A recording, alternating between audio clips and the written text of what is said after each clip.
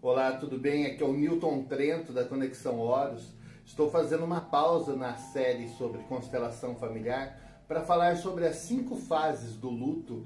Não sei se você já ouviu sobre isso ou se está ouvindo a primeira vez. Acompanhe o vídeo, é bem interessante. E por que eu fiz essa pausa?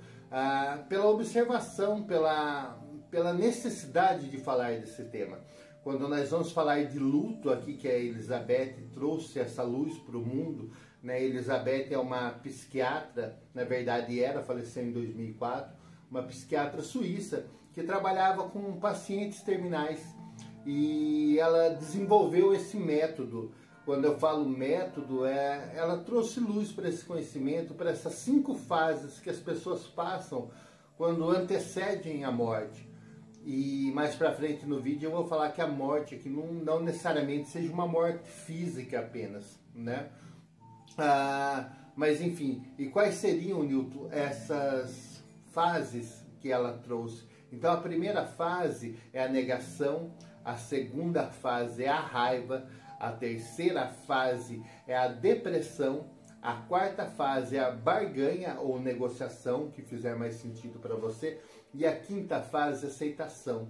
E por que é necessário eu fazer esse vídeo? Ou necessário não seria talvez a palavra ideal, mas ou por que eu estou trazendo esse vídeo no meio do conceito sobre constelação familiar, sobre a série de Enneagrama e sobre a série que a Lília está gravando do Movimento Casulo, que nesse momento de crise, né, do vírus e tudo mais, nesse momento de você estar confinado dentro de casa, você também está passando por essas 5 fases. Talvez mais para frente do vídeo você se identifique em qual fase você está, mas todos nós passamos por essas fases em várias situações da vida, não somente no caso da morte em si. Quando Elizabeth, em 69, escreveu o livro sobre a morte e o morrer, eu vou deixar a descrição do livro agora aqui, embaixo no vídeo, e você acompanha não somente esse livro, mas outros que ela escreveu. Mas em 69 ela fez talvez o livro que trouxe mais notoriedade para ela no mundo científico, no mundo acadêmico, que é sobre as fases do luto, né? Então ela identifica, né, nessas fases, nos períodos que antecedem a morte, e ela acaba criando um método para médicos, para enfermeiros, para seus familiares, acompanharem e ajudarem um paciente gravemente enfermo. Elizabeth não pretendeu criar um modelo rígido para os estágios, né, do processo de morrer, mas simplesmente dar voz ao paciente que tinham doenças graves, a fim de que tivessem reconhecimento de seu verdadeiro lugar na sociedade, né? Então, quando ela faz esse trabalho, dedica uma vida toda com pacientes terminais, lembrando aí que ela pegou uma fase, talvez o início da AIDS, do surgimento da AIDS, onde ninguém sabia lidar e o número de mortes era enorme, absurdas, né? Então ela trabalhou e pesquisou com esses pacientes.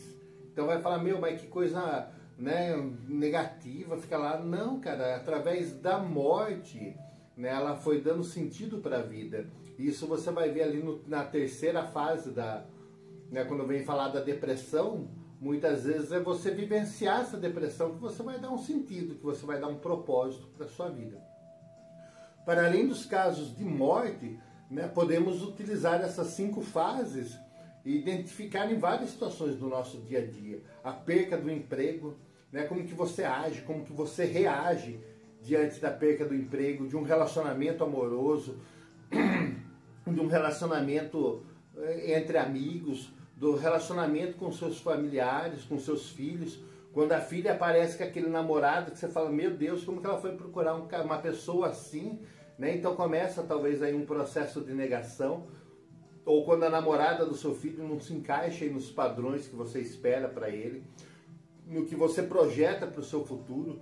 Quando você sonhou tanto com um carro, ou sonhou tanto em realizar uma casa, e chegou lá, né, construir uma casa, realizar alguns sonhos que você tem, e chega na hora, não era bem aquilo que você queria, então você vai passar por esses processos, você vai vivenciar cada um desses processos. Quando não é do seu agrado, né? Qual é a morte psicológica que você tem em relação a quando seus planos são frustrados, quando não era bem aquilo que você esperava. Então você passa necessariamente por esses 5 processos. Mas Newton é nessa ordem mesmo, né? Não. Às vezes você vai pular da raiva, você vai lá para a depressão, da depressão você vai para a aceitação, ou então você já começa a barganhar ou querer negociar, né? E, então você vai alterando, você vai passando de uma fase para outra. Não necessariamente você faz o passo a passo, ok? Então, traz para sua consciência, quando você começa a entender quais são esses processos, e é legal, vai trazendo para sua consciência, enquanto eu estou gravando, enquanto você está ouvindo esse vídeo, em qual fase você está, tá? Então, vou pegar aqui pelas fases que a autora falou. A primeira fase é a negação, né? Perdi o emprego. Não, cara, comigo não pode acontecer isso, né? Isso é bobeira, eu estou bem, né? Então, dei o exemplo aqui do emprego, você pode colocar em qualquer situação que você está passando aí nesse momento, né?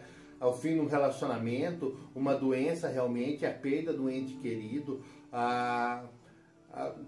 enfim, inúmeras situações que você vai passar aí na sua vida, o que você está passando nesse momento, vai trazendo em qual fase você está. Então a negação, não, cara, comigo isso não é possível. A raiva, uma fase super importante.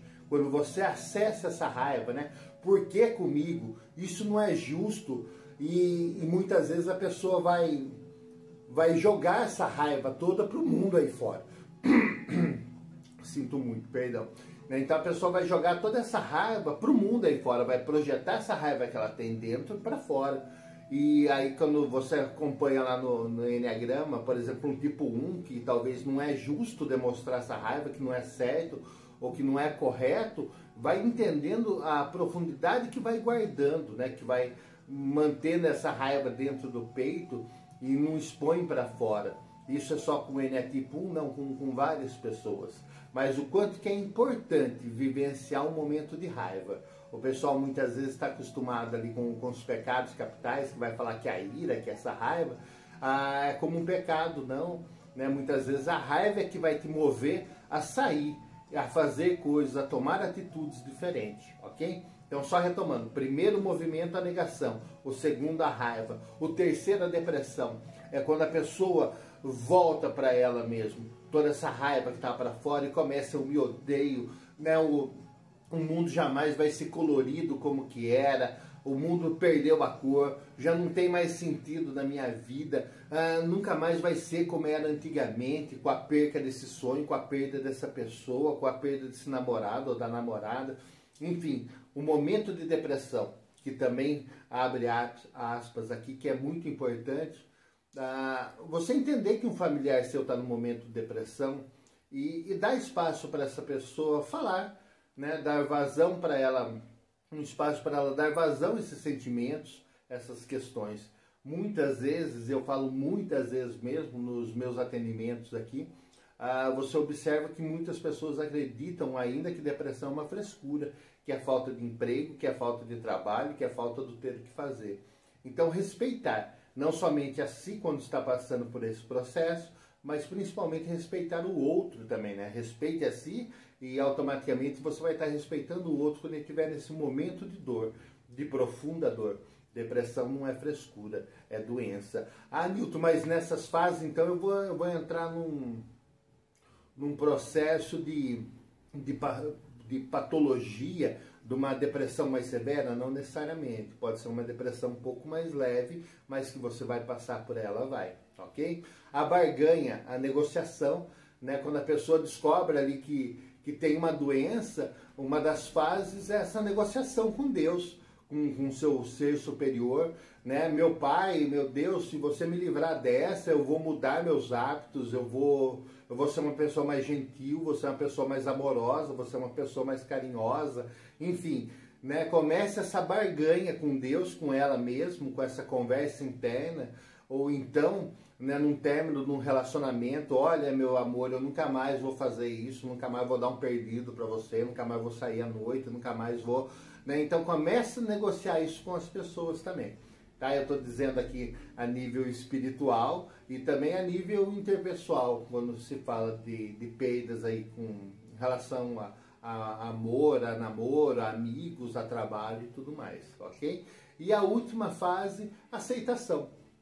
Quando a pessoa entende e começa a ter um amadurecimento sobre todas essas emoções, sobre todas essas outras fases que ela passou, e traz isso para a consciência e começa a aceitar.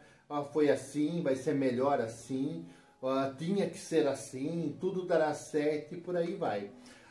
Quando tomamos consciência, quando identificamos o que aconteceu mesmo, né? Quando eu falei aqui a palavra amadurecimento, um amadurecimento de alma, um amadurecimento emocional, sentimental, quando você toma consciência dessas 5 fases e você toma consciência em qual fase você se encontra, quando você se identifica em qual que ela está, você pode tomar providências, você pode agir e não reagir, né? Quando eu falo aqui tomar e ter a consciência, é no sentido de sair do piloto automático mesmo, né? Muitas vezes você está numa dessas fases, nem percebeu, e está agindo e está reagindo de uma forma impulsiva sem ter consciência do que está fazendo.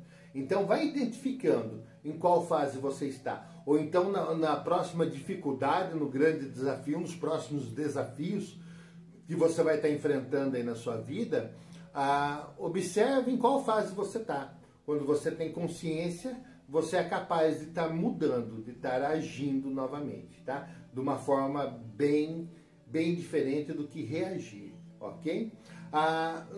Newton, tem que ser nessa sequência, eu passo pelas 5? Não, né? Às vezes a pessoa pula ou fica transitando por uma dessas fases.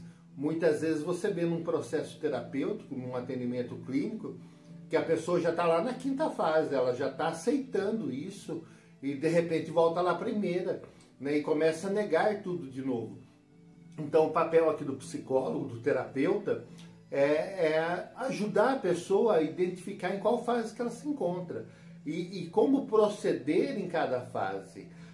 Cara, é uma receita de bolo? Não, não é, né? Cada pessoa age de uma forma diferente, cada pessoa vai sentir de uma forma diferente. Então, o que eu posso dizer para vocês é que em cada fase você está acompanhando ali com um interesse realmente genuíno no que a pessoa está te trazendo e com muito amor, com muito carinho, com muita compaixão, ok?